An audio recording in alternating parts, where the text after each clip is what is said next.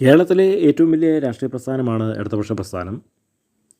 അവരെക്കുറിച്ച് അവരുടെ നേതാക്കന്മാർ പറയുന്നത് അത് അച്ചടക്കമുള്ള ആദർശശുദ്ധിയുള്ള ഒരു പാർട്ടിയാണ് എന്നുള്ളതാണ്.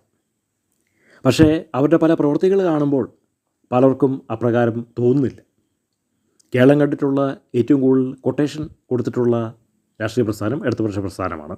അവരുടെ നിലനിൽപ്പിന് വേണ്ടി അവർക്ക് ഒരുപാട് പേരെ കൊല്ലേണ്ടി വന്നിട്ടുണ്ട്, തല്ലുണ്ടാക്കേണ്ടി വന്നിട്ടുണ്ട്, ഹർത്താൽ നടത്തേണ്ടി വന്നിട്ടുണ്ട്, സമരം നടത്തേണ്ടി വന്നിട്ടുണ്ട്, ഒരുപാട് വിപ്ലവങ്ങൾ നടത്തേണ്ടി വന്നിട്ടുണ്ട്. ഈ പറഞ്ഞിരിക്കുന്ന എല്ലാ കാര്യങ്ങളിലും ഒരുപാട് ആളുകൾ കൊല്ലപ്പെട്ടിട്ടുണ്ട്.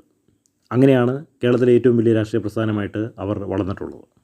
അവരുടെ ഏറ്റവും വലിയ വിജയം തൊഴിലാളി സംഘടനകളാണ്. കാരണം തൊഴിലാളി സംഘടനകൾക്ക് വേണ്ടിയിട്ട് കേരളത്തിൽ ഒരു രാഷ്ട്രീയ പ്രസ്ഥാനവും മുന്നോട്ട് വന്നിട്ടില്ല. തൊഴിലാളി സംഘടനകളുടെ ഐക്യത്തിന് വേണ്ടിയിട്ടും അവരുടെ സംഘടനയ്ക്ക് വേണ്ടിയിട്ടും ഏറ്റവും കൂടുതൽ പ്രവർത്തിച്ചത് ഇടതുപക്ഷ പ്രസ്ഥാനമായതുകൊണ്ട് കേരളത്തിൽ 80% ആളുകളും തൊഴിലാളികൾ ആയതുകൊണ്ടും തൊഴിലാളി പ്രസ്ഥാനങ്ങളിലെ അംഗങ്ങളായതുകൊണ്ടും ഇടതുപക്ഷ പ്രസ്ഥാനത്തിന് ശക്തി വളരെയധികം കൂടുതലാണ്. അവർ പറയുന്ന കാര്യങ്ങളൊക്കെ പലതും വിവാദമാണ്. ആരും അവർക്കെതിരെ ഒന്നും ശബ്ദിക്കാറില്ല. അവരെ നിയന്ത്രിക്കുന്നത് കണ്ണൂരിൻ്റെ ലോബിയാണ്. ആദർശശുദ്ധിയുണ്ട് എന്നവർ പറയുമ്പോൾ തന്നെ മൂല്യച്യുതിയും ഉണ്ട്. ഇപ്പോൾ നമ്മൾ കാണുന്ന പോസ്റ്ററിൽ സംസ്ഥാന സെക്രട്ടറി ഗോവിന്ദ മാസ്റ്റർ പറഞ്ഞിരിക്കുന്ന ഒരു പ്രസ്താവനയാണ്, ബാർ നടത്താം പക്ഷേ മദ്യപിക്കരുത്.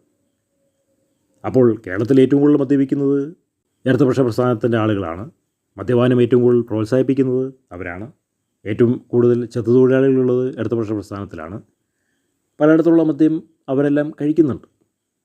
പക്ഷേ നേതാക്കന്മാർ കഴിക്കാൻ പാടില്ല എന്ന് പറയുന്നു.